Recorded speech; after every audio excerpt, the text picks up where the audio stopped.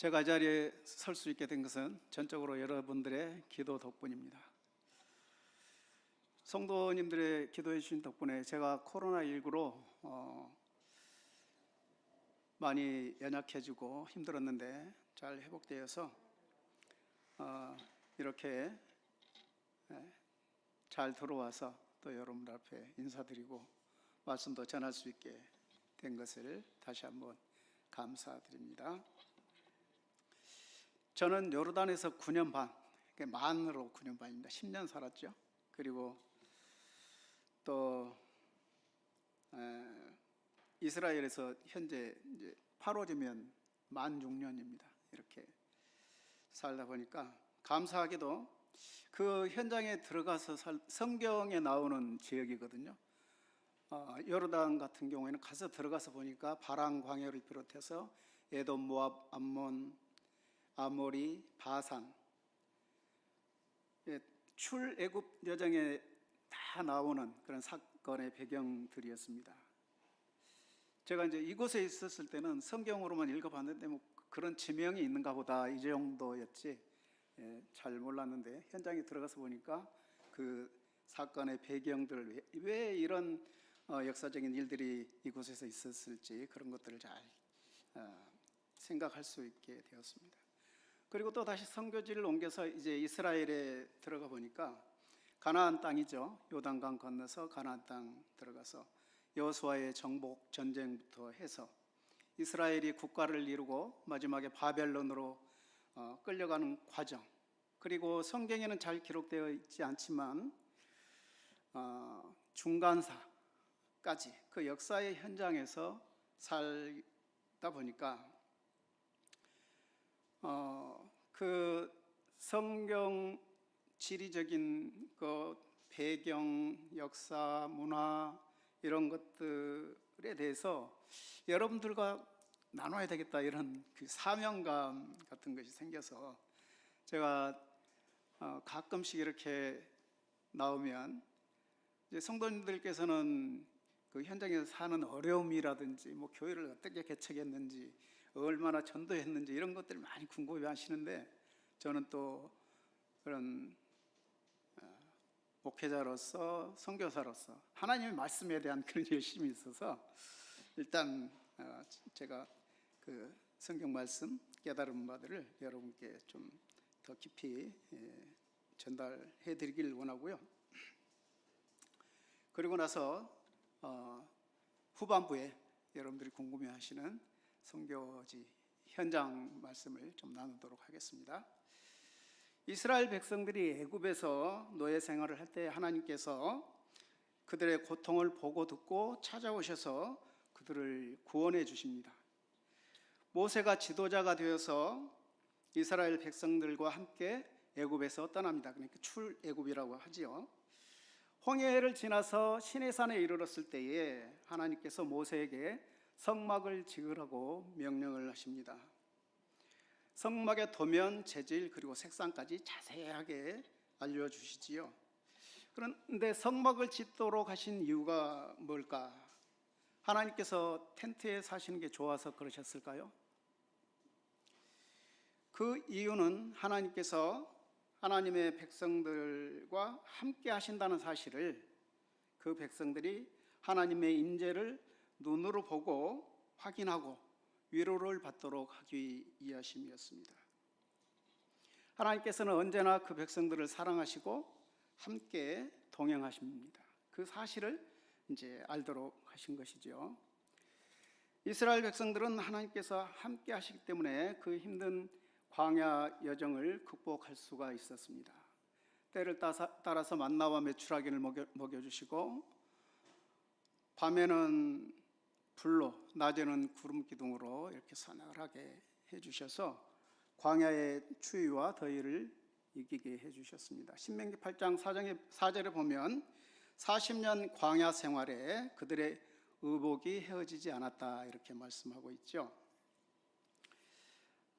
또 하나님께서 시내산에서 주신 것이 성막 외에 하나가 더 있습니다. 그게 뭐냐면 남자만 60만 명이 살다 보니까 여러 가지 사건, 사고, 문제들이 발생합니다. 그래서 그 백성들이 지켜야 할 법을 주십니다. 위로는 하나님과의 관계, 그리고 수평적으로는 사람들 사이에 어떻게 행하고 살아가야 할지에 관한 그런 법이었습니다. 사람 간에 죄를 지으면 동해복수법이라고 하죠. 눈에는 눈, 이에는 이. 그래서 A라는 사람이 B라는 사람이 E를 부러뜨리면 B가 A의 E를 부러뜨리고, B가 A의 눈을 상하게 하면 A가 B의 눈을 상하게 하는 그런 법이죠. 그 법은 다른 사람을 아프게 하면 나에게도 동일한 고통이 따른다는 것을 깨닫도록 하기 위함입니다.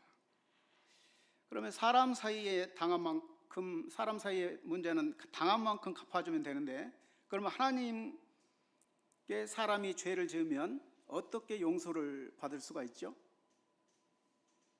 네, 그거는 제사를 드리면 됩니다.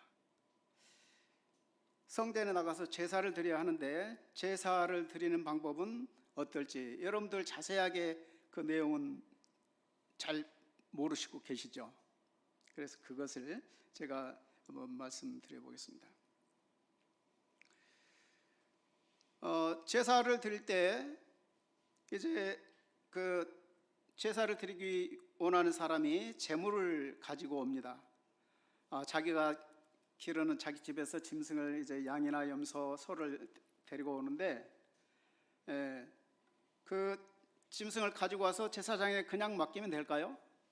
그렇지는 않습니다. 그 짐승을 데리고 와서 자기가 그 짐승에 안수를 합니다. 안수를 할 때 뭐라고 하냐면, 만약 자기가 어떤 사람의 물건을 도적질했다 그러면 그 짐승에게 안수를 하면서, 하나님, 제가 어떤 사람에게 물건을 훔쳤는데 이 짐승을 대신해서 드립니다. 저의 죄를 용서해 주세요 하고 안수를 하고 이제 그 짐승을 잡게 되지요. 짐승의 목을 자르면 피가 이렇게 나오게 됩니다. 그래서 목을 자르면 바로 그 짐승이 죽지 않아요. 피가 완전히 빠질 때까지 그 짐승의 죽어가는 모습을 보아야 됩니다.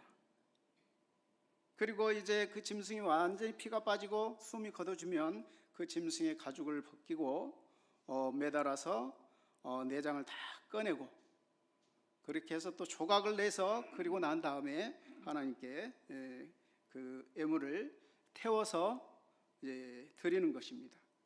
이것을 화목제라고 하는데요.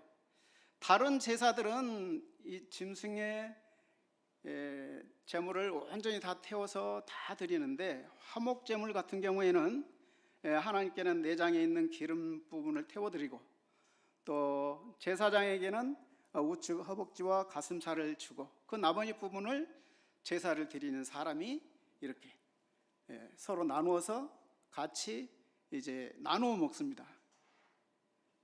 그리함으로 화목이 되고, 마지막 그 부분이 우리가 예배를 드릴 때 성도의 교제 부분까지가 포함되는 거예요. 그래서 여러분들 목사님께서 축도하고 이제 예배 끝났다 하고 집에 돌아가시면 안 되고, 바로 돌아가시면 안 되고, 이제 성도들 간에 교제까지 맞춰야 구약에서 제사 드릴 때 그 마지막 부분까지 끝나는 거예요.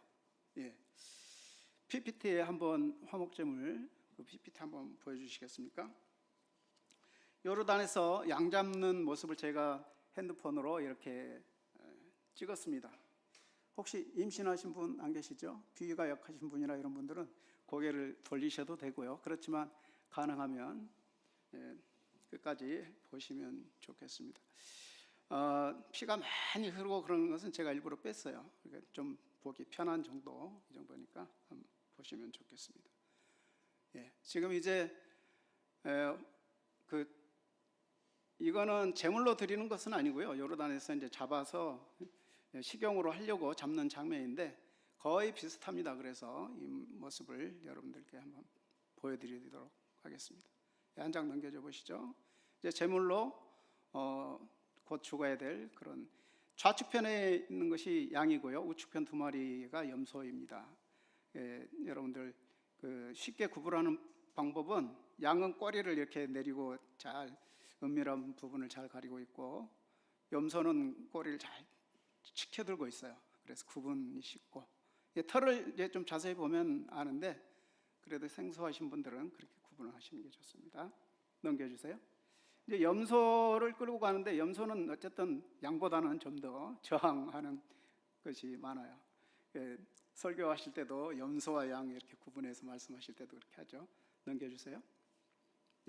양을 잡기 전에 진짜로 안수하는 모습처럼 그렇게 보이는데 그 안수는 아니고, 안수할 때도 저런 식으로 이제 하게 되겠죠. 넘겨주세요. 이제 끌고 가서 목을 자르는 그런 장면입니다. 넘겨주시고요. 목을 자르고 있죠. 넘겨주세요. 목을 잘라서 이제 피가 이렇게 흘러나오는데, 말씀 가운데 이제 그 고기를 핏째 먹지 말라는 하나님의 말씀에 순종하기 위해서 피가 온전히 흐르도록 시간이 이제 지날 때까지 이렇게 놔둡니다. 이것을 유대인들은 할랄이라고 하고요. 코셔라 하고, 이제 아랍 사람들은 할랄이라고 합니다. 넘겨주세요. 염소 잡는 장면이고요. 또 넘겨주시죠. 끌고 가서 또 넘겨주시고요. 동일합니다. 넘겨주시고요. 이렇게 피가 다 흐르도록 기다립니다. 넘겨주시고요. 이제 피가 나오기 전에 처음에 이제 목을 베놓고 놔두면 막 발버둥을 쳐요. 그것을 지켜보는 거죠. 또 넘겨주시고요. 또 넘겨주시죠. 이제 가죽을 벗깁니다. 또 넘겨주시고요. 넘겨주시죠. 또 넘겨주시고요. 가죽이 완전히 벗겨졌죠. 여러분들, 이 염소와 양이 죽어가는 모습을 예수님께서 십자가에 달리실 때 옷이 벗겨지시고, 또 넘겨주시고요. 이제 옷이 벗겨진, 가죽이 벗겨진 염소를 매다는 장면입니다. 또 넘겨주셔요.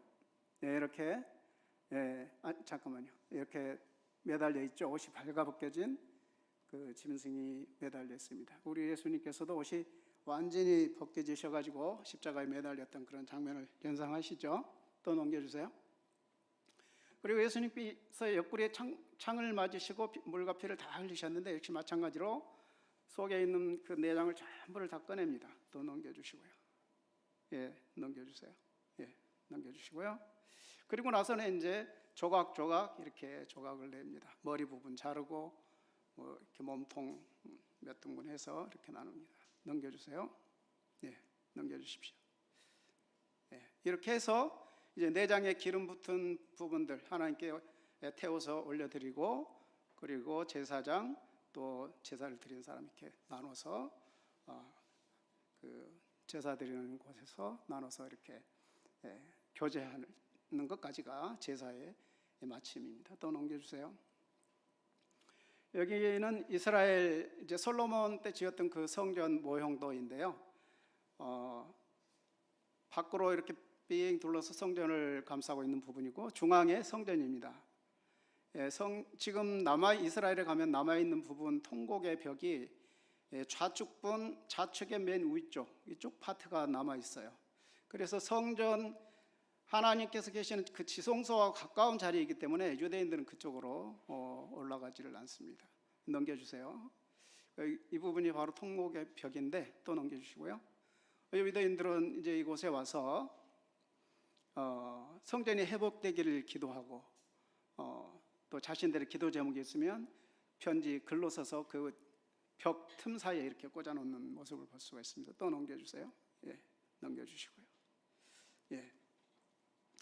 여러분들 그 짐승을 잡는다고 했을 경우에 여러분들이 제사를 드린다 하면은 저렇게 하실 수가 있겠습니까? 직접 목을 자르고 가죽을 벗기고 내장을 다 꺼내고 이렇게 하실 분도 있겠지만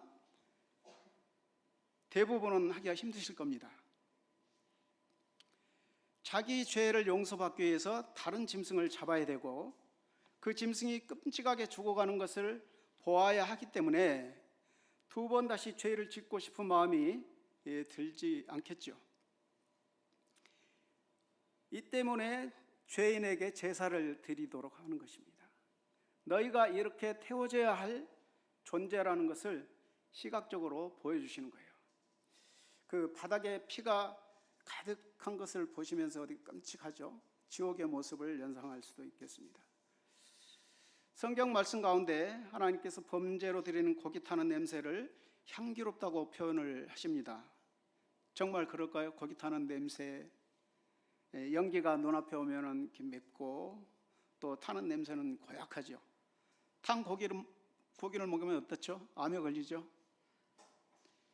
하나님께서 고기 굽는 냄새가 향긋해서 그 냄새를 맡으려고 하시는 것은 아닙니다. 그러면 하나님께서는 왜 짐승의 고기 타는 냄새를 향기롭다고 그렇게 하셨을까요?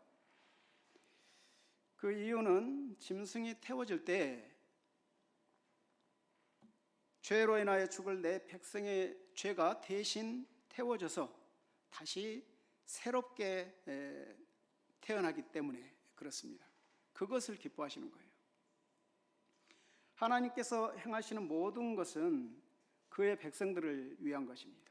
그리고 제사, 곧 예배는 성도님들을 위한 것이에요. 성도님들이 나와서 예배하는 것, 하나님께 영광 돌린다고 하나님께서 내 백성들이 나와서 예배하니까 좋다, 물론 그러시겠죠. 그러나 하나님께서는 여러분들이 예배에 참여해서 죄사함 받고 예수님을 알고 믿음으로 죄사함 받고 새롭게 되어지는 것, 그것을 하나님께서 기뻐하시는 거고 여러분들에게 유익이 있는 것입니다. 이런 배경으로 오늘 본문 말씀을 보겠습니다. 본문을 읽었기 때문에 제가 쭉 이렇게 그 내용에 대해서 말씀을 드리겠습니다. 예레미야 7장 1절부터 보시면 BC 722년에 에브라임 지파가 대표하는 북이스라엘은 아수르에 의해서 이미 멸망을 했습니다. 그리고 BC 586년에 남쪽 유다가 멸망하기 바로 직전 그런 상황입니다. 하나님께서 에베아로 성전에 들어가는 유다 사람들에게 예레미야 선지자를 통해서 하나님께서 하시는 말씀입니다. 너희의 행동을 똑바로 하고 살아라. 그러면 이곳에서 하나님께서 주신 이스라엘 가나안 땅에서 오래 살 것이다 라고 말씀을 하십니다. 그러나 행동을 바르게 하지 않으면 이 땅에서 살지 못하게 하실 거라고 하시는 거죠. 말씀하시는 거죠. 그 당시 백성들은 솔로몬 왕 때 지은 성전에서 제사를 드렸습니다. 그런데 성전에서 제사를 하던 이스라엘 백성들이 구원을 받았다고 하면서 도둑질, 간음, 살인, 거짓 맹세를 할 뿐만 아니라 바알에게 분향하고 하늘의 1월 성신, 나무, 바위 또 알지도 못하는 그런 신들에게 제사를 했습니다. 그러므로 실로에 있던 성막을 불태워 버렸던 것처럼 솔로몬 성전을 무너뜨리겠다고 말씀을 하시는 것입니다. 이스라엘 백성들이 가나안 땅에 처음 들어와서 초기에 그 성막을 두었던 것이 바로 실로입니다. 이스라엘 백성들이 범죄함으로 법궤는 블레셋에게 빼앗기고 그리고 성막은 불에 타버립니다. 그때 엘리 제사장은 목이 부러져 죽었습니다. 여러분들도 성경을 통해서 익히 아는 사실이죠. 그리고 그의 아들들은 전쟁터에서 죽었습니다. 하나님의 백성들이 돌이키지 않으면 이렇게 하시겠다는 말씀입니다. 에레미야가 유다의 요시야 왕 때부터 마지막 시드기야 왕 때까지 40년 동안을 회개하고 돌아오라고 하나님의 말씀을 외쳤습니다. 그러나 그들은 돌이키지 않았습니다. 그 결과 하나님께서 바벨론을 동원해서 성전을 무너뜨리십니다. 그리고 그 백성들을 바벨론으로 끌고 가십니다.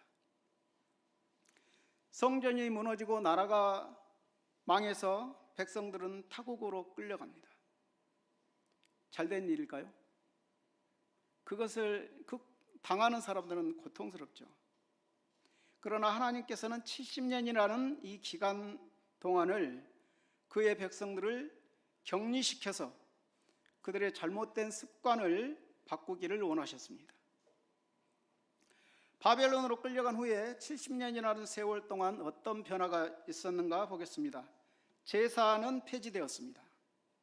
그리고 백성들은 우리가 믿는 하나님, 그 하나님은 홍해를 건너게 하시고 광야에 40년 동안 우리를 먹이시고 입히시고 그리고 가나안 땅을 점령하게 하고 나라를 세우게 하신 위대하신 하나님인데 왜 우리가 이렇게 바벨론이라는 국가에 끌려올 수밖에 없었는가라는 것을 반성하게 됩니다. 그리고 그때부터 성인 10명만 모이면 회당을 세웁니다. 그리고 하나님의 말씀을 연구하고 말씀 중심으로 살아가기 시작합니다.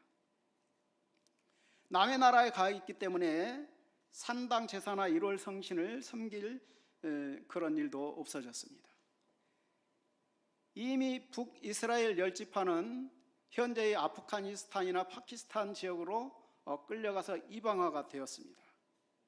그리고 현재 그들은 이슬람을 믿는 무슬림이 되어버렸죠. 그러나 바벨론으로 끌려간 그 사람들, 그들은 유대인을 중심으로 유대 백성들이 끌려갔기 때문에 그때부터 유대인이라는 그 호칭으로 불려지고 오늘날의 유대인이 된 것입니다. 어느새 바벨론으로 끌려간 지 70년이 되었습니다. 고레스의 허락을 받은 이스라엘 백성들은 고토로 돌아왔어요. 그리고 수르바벨과 유대인들이 제일 먼저 한 것은 제2성전을 짓는 일이었습니다. 그들은 다시 돌아온 거예요. 하나님께서 성전을 무너뜨리시고 폐지했던 것들을 다시금 시작하기 시작했어요. 헬라의 지배를 받는 동안에는 대제사장의 직분을 돈을 주고 사고 팔았습니다. 웃돈을 얹어주는 사람이 다시 대제사장직을 빼앗는 참담한 그런 상황이 발생하기도 했습니다. 로마 시대의 헤로드 왕은 자신의 정권 유지를 위해서 성전을 리모델링합니다. 성전을 짓는 것이 하나님을 위한 것이 아니라 자신의 정치적인 안정과 착복의 수단이 되었습니다. 이러한 상황에서 성막에 거주하면서 자신의 그 임재를 보여주셨던 하나님께서 이번에는 인간의 옷을 입고 오셨습니다. 여러분들도 잘 아시죠? 그분이 예수님이십니다. 사람을 직접 만나주시는 예수님, 그분께서 우리에게 어떻게 살아야 할지를 가르쳐 주시죠. 마태복음 7장 12절에 보면 그러므로 무엇이든지 남에게 대접을 받고자 하는 자는 너희도 남을 대접하라. 이것이 율법이요 선지자니라. 율법과 선지자는 구약의 핵심 내용입니다. 다른 사람이 나에게 해주기를 바라는 대로 다른 사람을 섬기고 사랑하라는 것이 성경의 중심 내용입니다. 인간의 옷을 입고 오신 하나님께서 자신을 제물로 드림으로써 단번에 제사를 폐하셨습니다. 그리고 두 번째 지었던 성전도 AD 70년에 디도 장군을 통해서 무너뜨리셨습니다. 하나님께서 성전을 무너뜨리시고 교회를 세우셨습니다. 제사와 제물은 원치 않으시고 성도들의 예배를 통해서 영광을 받으십니다. 성도들의 죄는 예수님의 보혈로 사함을 받았습니다. 여러분들도 익히 잘 아는 내용이죠. 그런데 문제는 이스라엘 백성들이 제사를 드리면서도 범죄했던 모습과 오늘날 예배를 하면서도 범죄하는 우리의 모습이 비슷하다는 거예요. 에레미야는 하나님의 말씀을 듣고서 돌이키지 않으면 전염병으로 징계하실 것이라고 경고를 합니다. 에레미야 14장 12절 그들이 금식할지라도 내가 그 부르짖음을 듣지 아니하겠고 번제와 소제를 드릴지라도 내가 그것을 받지 아니할 뿐만 아니라 칼과 기근과 전염병으로 내가 그들을 멸하리라. 성경에서는 하나님의 진노하심으로 인해서 전염병이 돌아서 수많은 사람들이 죽은 사건들이 있습니다. 많습니다. 예를 든다면 민수기 16장 49절에 고라의 그 패밀리들이 모세에게 대항하고 하나님 앞에 대항했을 때 죽은 자들이 연병으로 죽은 자가 14,700명, 민수기 25장 9절에 모압 평지에서 이제 모압 여인들과 음란한 행위를 했을 때 연병으로 죽은 자가 2만 4천 명. 그리고 사무엘하 24장 15절에 보면 다윗이 인구 조사를 하고 그로 인해서 죽은 자가 7만 명이 됩니다. 7만 명이면 이스라엘 인구 60만 명과 비교해 보면 인구의 10분의 1이 넘는 사람이 전염병으로 죽은 사건입니다. 그 외에도 하나님께서 에레미야와 에스겔서를 통해서 55번 돌이키지 않으면 칼과 기근과 전염병으로 징계하시겠다고 말씀을 하시고 계십니다. 에레미야 5장 1절에 보면 너희는 예루살렘 거리로 빨리 다니며 그 넓은 거리에서 찾아보고 알라. 너희가 만일 정의를 행하며 진리를 구하는 자를 한 사람이라도 찾으면 내가 이 성읍을 용서하리라. 하나님의 말씀대로 사는 사람 한 사람이 없기 때문에 예루살렘이 멸망하리라고 말씀을 하십니다. 이 시대의 교회가 교회로서의 역할과 사명을 잘 감당하지 못하기 때문에 하나님의 진노가 전염병으로 나타나지 않았나 생각합니다. 만일 코로나19가 하나님께서 내리는 재앙이라면 쉽게 끝나지 않으리라고 생각을 합니다. 성전을 무너뜨리신 하나님께서 교회의 변화를 바라신다고 생각을 합니다. 회개해야 될 부분이죠. 교회에서 예배하지 않고 집에서 영상을 통해서 예배하면 편하고 좋게 느끼시는 분도 있겠죠. 그러나 교회로 모이지 않는 예배는 성령의 임재가 없는, 커피나 과일을 곁에 두고 팝콘을 먹으면서 지켜보는 공허한 어떤 관람과 같이 되기 쉽습니다. 저도 이스라엘에 있으면서 인터넷으로 예배를 하다 보니까 물도 한 잔 떠다 놓고 내가 목마르면 목사님 설교하신 때 마시고 굉장히 편한 그런 자세가 되는 것 같아요. 성전이 무너지고 제사를 드리지 못하게 되었을 때 어떤 사람들은 힘든 제사를 드리지 않게 되어서 좋다고 말할 수도 있습니다. 그러나 제사의 의미를 아는 사람은 여러분들 조금 전에 사진으로 보셨듯이 지금도 통곡의 벽에 와서 성전이 회복되고 제사할 수 있게 되기를 원합니다. 물론 성전이 다시 지어지는 것은 하나님께서 원하시는 바는 아니지만 이스라엘 유대인들은 자기들이 죄사함 받는 것은 제사 드리는 길밖에 없기 때문에 그걸 원하고 있어요. 제사만 드리면서 구원받았다 하는 것과 교회에서 예배만 드리면 구원받았다 하는 것이 동일하지 않습니까? 이스라엘 백성들은 죄사함을 받으려면 성전에서 제사를 드려야만 했습니다. 그런데 하나님께서 성전을 폐하셨기 때문에 성전을 다시 짓지 못하고 있습니다. 그들은 제3의 성전을 지으려고 노력하고 애를 쓰고 있지만 또 다른 성전이 지어지면 3차 대전이 일어난다고 하지 않습니까?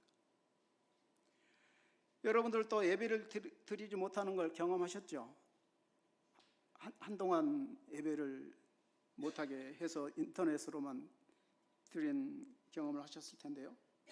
죄에서 돌이키지 않으면 또다시 예배를 완전히 금하는 날이 올 수도 있습니다. 성전을 무너뜨리시고 다시 짓지 못하게 하신 것처럼. 현 상황이 힘들고 어렵지만 하나님의 사랑은 우리를 멸하려는 것이 아니라 죄도를 바꾸는 과정을 통해서 그의 백성들이 회복되어지기를 바라시는 것입니다. 바벨론 포로 70년을 통해서 제사를 폐하시고 말씀 중심의 삶으로 바꾸신 것처럼 이제 말씀을 맺겠습니다. 하나님께서 행하시는 모든 것이 때로는 우리들에게 힘들 수도 있지만 그 과정을 지나면 그의 백성들을 위함이었다는 것을 알 수 있습니다. 그리고 하나님께서는 우리가 힘들어하는 광야와 같은 그 삶 가운데도 늘 선하게 인도해 주십니다. 성도님들 한 분 한 분이 하나님께서 찾으시는 그 한 사람이 되시기를 축복합니다. 이스라엘 상황을 조금 나누도록 하겠습니다. 이스라엘의 종교인들이라고 있어요. 그러니까 여러분들 혹시 그 사진으로 보셨을 수도 있는데 빵모자 쓰고 검은 옷 복장 입고 다니는 사람들이 종교인이라고 하는데요. 그 사람들은 군대를 가지 않습니다. 이스라엘은 남자나 여자나 다 군대를 가는데 그 사람들은 군대를 가지 않고요. 그리고 국가에서 지원해주는 돈으로 생활을 합니다. 그렇기 때문에 뭐 생활은 그렇게 넉넉하지는 않습니다. 그럼에도 불구하고 종교인들은 자녀를 많이 낳습니다. 하나님 말씀대로 살려고 하는 거죠. 자녀를 많이 낳고 번성하라고 말씀하셨기 때문에. 그래서 한 가족이 10명이 넘습니다. 코로나19 확진자가 발생하면서 좁은 집에서 이제 자가격리를 또 그 좁은 집에서 해요. 그러다 보니까 전염된 자들이 이제 확진자가 많이 발생해서 많을 때는 14,000명이 넘기도 했어요, 하루에. 굉장히 높은 순위에 있었습니다. 그 이스라엘 코로나 확진자가. 이런 상황에서 저희는 팔레스타인, 그러니까 이스라엘의 아랍 지역에서 거주하고 있거든요. 팔레스타인 지역이라고. 그런데 이런 상황에서 저희가 지난해 8월 1일부터 9월 15일까지 약 45일 동안 코로나에 걸려서 힘들게 지냈습니다. 처음에는 머리에 편두통처럼 이쪽이 굉장히 쑤시고 또 이쪽으로 옮겨가면서 이렇게 굉장히 아파요. 그러다가 이제 독감 심하게 아플 때처럼 몸이 근육이 이제 굉장히 쑤시고 이렇게 힘듭니다. 바로 초기에 아내하고 저하고 이거 좀 이상하지 않은가? 그리고 저희는 사람들을 만나러 다녀야 하기 때문에 저희 때문에 다른 사람에게 코로나를 옮겨주면 안 되니까 검사를 받자 해서 이제 그 다음 날 가서 검사를 받았는데 역시나 코로나라고 통보를 해줬습니다. 그러면서 병원에 입원해도 되고 자가격리를 해도 된다. 그리고 만약에 자가격리를 한다면 의사가 다음 날 가게 될 것이다. 그런데 저희 그 팔레스타인의 그 병원 상황이 아주 열악합니다. 그 위생 상태도 안 좋고. 그래서 우리는 집에서 자가격리를 하겠다 하고 이제 의사를 기다리는데 오지 않았어요. 끝날 때까지 안 왔습니다. 그 이제 약이 없잖아요. 처방을 해줘야 약을 받고 그럴 텐데. 그리고 또 움직이지도 못하잖아요. 그래서 이제 집에서 제가 한국에서 가져간 비염약을 먹고 좀 견디다가 비염약이 떨어지니까 주변 분들이 이제 감기약을 주셔서 그 감기약을 또 먹었는데 그것도 떨어져 가지고 이제 어쩔 수 없이 통짜로 힘들게 지내는데 마지막 일주일은 기침이 심해서 이렇게 누우면 이제 굉장히 숨이 거의 멎을 듯 해서 이제 앉아서 일주일을 보냈어요. 그렇게 해서 45일 정도 지나니까 이제 코로나가 낫긴 낫는데 또 이제 자가격리하는 동안에 식품을 사러 갈 수가 없잖아요. 코로나 걸린 사람이 돌아다니면 안 되니까. 일단 처음에는 냉장고에 있는 얼마 안 되는 그걸 가지고 쌀로 이제 죽을 끓여 가지고 서로 나눠 먹고 뭐 그렇게 해서 일주일을 버텼는데 이제 더 이상 먹을 게 없어서 예루살렘에 계시는 목사님께 부탁을 했어요. 우리가 이런 사정인데 이제 좀 뭘 좀 사다 주시라고. 그래서 예루살렘에 계신 목사님이 사다 주신 걸로 한 또 보름 먹고, 그 다음에는 이제 한국 대사관에 있는 직원에게 부탁을 해서 또 그분이 한번 해주셔서 이렇게 이제 45일을 지냈습니다. 잘 먹지 못해서 그런지 후유증으로 머리카락이 다 빠졌어요. 이게 지금 보시면 안 돼. 그리고 이제 몸이 지탱하고 이렇게 돌아다니는 것도 힘들고 아내랑 저랑 그래서 굉장히 힘든 상황에서 그 링게를 좀 맞으면 나을 것 같다라고 해가지고 이제 한국 목사님에게 물어봤는데 그 사모님이 간호사 출신이신데 이스라엘에서는 그걸 살 수가 없다고 그래요. 그래서 팔레스타인 지역에서 좀 알아봤더니 있어서 그 사모님께서 오셔가지고 아내를 맞춰주고, 저도 이제 건강한 체질이었어요.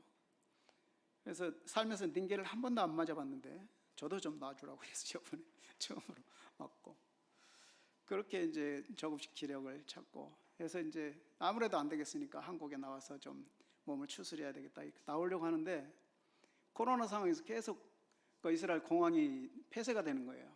조금 낮으면 열었다가 곧 닫히고. 그래서 아내가 이제 먼저 가고 저는 이제 나중에 올 요량으로, 아내가 먼저 그 티켓팅을 했는데 2달을 한 3번 정도 이렇게 계속 연기되고 하다가 가까스로 나왔고, 저는 이제 2달 후에 나오려고 했는데 마침 이스라엘과 팔레스타인 전쟁이 시작돼가지고 또 공항이 폐쇄돼서 저 같은 경우는 한 주 한 번 연기해서 그렇게 나왔습니다. 이렇게 이스라엘과 팔레스타인이 전쟁하는 가운데 제가 이제 한국에 갔다 오려면 이스라엘에서는 백신 맞은 사람이 들어가야 되거든요. 이스라엘로 들어가려면. 그래서 한국에 나오면 백신 맞을 상황이 어렵겠다 싶어서 저는 이제 백신을 맞으러 가려고 텔아비브 쪽으로 이동을 했습니다. 가다가 이스라엘 군인에게 이제 검문소에서 붙들려 가지고 뭐 군견이 와서 이렇게 냄새 맡고 뭐 하는 거 체크하는 거 다 하고서 제가 타고 간 차를 가라지, 그러니까 이제 창고 같은 곳으로 넣으려는 거예요. 그래서 이제 그곳으로 들여 보냈더니 한참 뭐 거의 1시간 이상 시간이 지난 다음에 됐다고 이제 가지고 가라고 그래요. 그래서 이제 차를 타고 나오려고 하는데, 그러니까 제가 2008년식이니까 벌써 14년 된 차인데 그래도 엔진은 스무스하게 잘 나가거든요. 그런데 이 스타트를 하려고 했더니 경운기 소리가 나는 거예요. 이게 어떻게 망가뜨려 놨는지, 제가 팔레스타인 지역에서 나온다는 것을 알고서 이제 어디서 오느냐 그랬더니 제가 사는 곳을 이야기했더니 그렇게 해놓은 겁니다. 통과시켜 준 것만 해도 감사한 일이죠. 그 사람들 붙들고 뭐 12시간 붙들고 있으면 12시간 있어야 되고, 뭐 안 보내주면 못 가는 건데, 그렇게 해서 일단 가서 백신 맞고 그렇게 왔습니다. 이스라엘, 특히 팔레스타인 지역에 산다는 것은 쉬운 일이 아닙니다. 저희들이 사는 지역은 팔레스타인에서도 라말라 지역, 아랍 지역인데 한국인이 2가정이 있어요. 저희 한 가정하고 또 한 가정은 미국에서 오신 분들, 그러니까 미국 시민권자 가진 분이신데, PPT 사역, 그 PPT 좀 보여주시겠습니까? 네, 한 장 넘겨주시고요. 제가 섬기는 그 라말라 지역 교회인데요. 또 한 장 넘겨주시죠.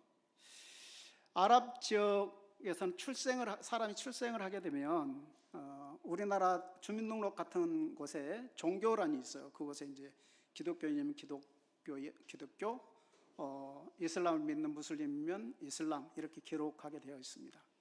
그러니까 출생한 아이는 자기가 어느 정도 성장해서 자기의 종교가 무엇인지 알게 될 쯤 되면은 될 때까지 자기 의사와는 상관없이 자기는 기독교인이 되어 있고 무슬림이 되어 있는 거죠. 그렇기 때문에 이 아이들이 기독교인이면서도 교회에 나오지 않는 경우가 굉장히 많아요. 어른들도 물론 마찬가지고요. 무슬림들도 라마단 기간에 자기가 왜 금식을 해야 되는지 모르는 경우가 많아요. 제가 물어봤어요. 무슬림에게 저한테 금식 안 하냐고 자꾸 물어봐요. 그럼 나는 안 한다. 그럼 너는 금식을 왜 하냐? 그랬더니 자기는 모른대요. 모르는데 금식하는 거예요. 그것은 자기가 관심이 있어서 목말라서 믿어야 되는 건데 그게 아니고 그냥 주변 사람들에 의해서 그렇게 되어진 거죠. 그런데 한 장 넘겨줘 보시죠. 네. 또 하나 넘겨주세요. 저희 아랍 교회에서는 캠프를 3주 동안 합니다. 제가 이제 지금 사진들은 지난번에 소개해드리려고 했는데 못한 사진들입니다. 3주 동안 하는데요. 기독교인이면서 교회에 나오지 않았던 아이들, 그리고 무슬림 아이들도 교회에 옵니다. 무슬림 아이들도 부모들이 차를 태워다 줘요. 교회 문 앞까지. 그러니까 우리나라 1970년, 80년 이때 교회가 문화를 선도했던 것처럼 지금 라말라에는 다른 문화적인 요소가 없기 때문에 교회에서 하는 행사가 굉장히 귀한 거예요. 그래서 아이들이 오는 겁니다. 한 장 더 넘겨줘 보시죠. 아이들이 100여 명이 모입니다. 보통 교회에 출석한 아이들은 뭐 15명 남짓인데요. 이때 캠프 때에는 그 무슬림이나 교회에 나오지 않는 기독교 아이들, 그 아이들이 나와서 함께 놀이하고, 또 넘겨줘 보시죠. 또 하나 더 넘겨주시죠. 예, 함께 놀이합니다. 예, 또 넘겨주시죠. 예, 바디 페인팅도 하고 자기들끼리 놀기도 하고. 또 넘겨주시죠. 예, 이제 찬양하는 거예요. 저 뒤에서 반주하고 계시고 자연스럽게 하나님 찬양하고. 또 넘겨주시죠. 예, 율동도 하고 앞에서. 그리고 함께 예배합니다. 무슬림도 이 안에는 있어요. 그 기독교인이지만 교회에 나오지 않는 아이들도 있고. 굉장히 귀한 행사입니다. 여러분들이 이 기간 동안 아이들이 예수님을 만나고 구원받을 수 있도록 기도해 주시길 바라고요. 이런 귀한 행사가 코로나 때문에 진행을 못하고 있습니다. 그래서 어느 정도 좀 안정되면은 좋을 텐데 위에서 기도해 주시면 감사하겠습니다. 또 한 장 넘겨주세요. 예, 교회에서 조그마한 방이 있습니다. 교회에 조그만 방이 2개 있어서 아이들이 먹고 자고 기숙하는 아이들인데요. 저희가 이 아이들을 돌보고 있습니다. 넘겨줘 보시죠. 네, 또 넘겨주시고요. 때로는 밥도 해주고. 또 넘겨주시죠. 안에 머리 자르는 기술이 있어서 또 머리도 잘라주고. 또 넘겨주시죠. 네, 넘겨주시고요. 아이들이 이제 교회에서 기도를 하는데 늘 불쌍하다고 이제 옷을 갖다 주잖아요. 그럼 자기가 얻고 싶은 색상이나 뭐 스타일 이런 것들이 있을 텐데 그러지 못하니까 지난 성탄절 때는 제가 아이들 5명을 데리고 와서 너희들이 입고 싶은 옷 한번 입어봐라 이렇게 해서 이제 한번 사주기도 했는데요. 네, 또 넘겨주시죠. 네, 팔레스타인입니다. 팔레스타인은 산업시설이 없어요. 그래서 젊은 사람들이 예루살렘 지역에 나가서 3D 업종, 더럽고 힘들고 어려운 일, 그 3D 업종 일을 하면서 생활을 합니다. 그런데 그 일을 할 수 있는 사람은 이스라엘로부터 국경을 통과하도록 허락받은 사람만 할 수가 있어요. 허락받지 못한 사람들 가운데 일부 젊은 사람들은 저 장벽이 4m가 되거든요. 저 장벽을 넘어서 일하러 가요. 그러니까 나갈 때는 이제 군인들이 그 체크를 하기 때문에 넘어만 가면 들어올 때는 체크를 안 하니까 그렇게 해서 일하고 가고 합니다. 그런데 이렇게도 할 수 없는 사람들은 길거리에서 커피를 팔기도 하고 휴지를 팔기도 하고 때로는 지나가는 차에 손을 내밀기도 하고 그렇게 근근히 살아가는데 그나마도 이제 코로나 때문에 국경이 폐쇄돼서 많은 사람들이 힘들어하고 있습니다. 한 장 또 넘겨주시죠. 예. 이것은 한국교회에서 저희에게 지원해 주신 재정으로 선별해서 뭐 100여 명 그 이상 불쌍한 사람들이 많이 있는데 15명에게 저희가 생필품을 지원했습니다.